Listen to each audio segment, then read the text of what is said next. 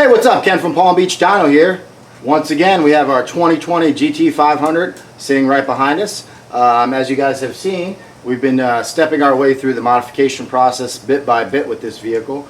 We're actually putting it on the dyno today to test a JLT prototype intake, but you'll catch that in the next video. What I want to do first is install the new JLT catch can for this. Now, right off the bat, a lot of you may be thinking about the Ford Performance catch can that's available.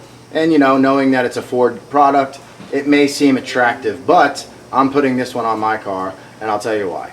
If you take a look at the Ford Performance one, I believe, you know, there was actually some thought put into it, but one thing they didn't think about was servicing the car.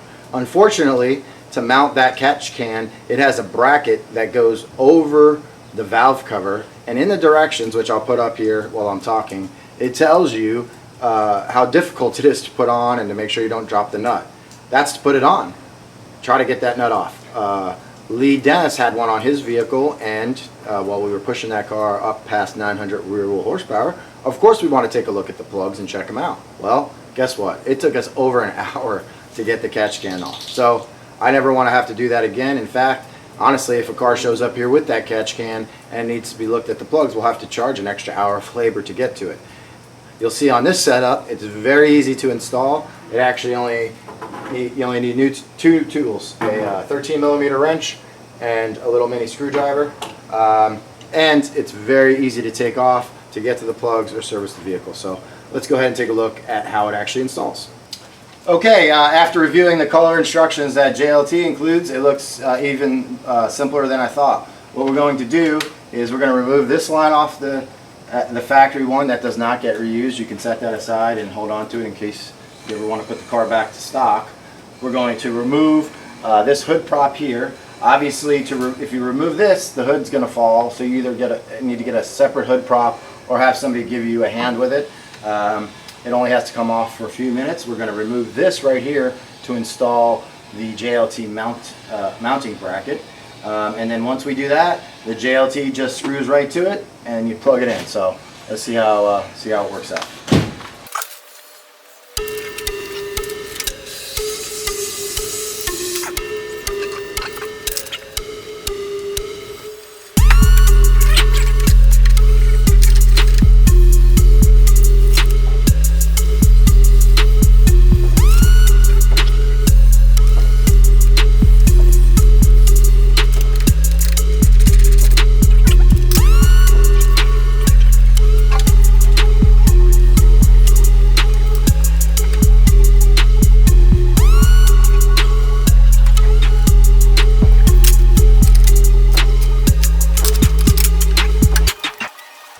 Alright, well there you go. That was a little too simple. Now the important part is once this is installed, obviously to get to your spark plugs, you could easily remove these two bolts, remove the catch can and get it off there in just moments. And also to drain it, you could drain it right here by unscrewing this. Now, I know some of you are going to say that the factory one, this one here, auto drains back to this port in the head, and that sort of seems like a good idea.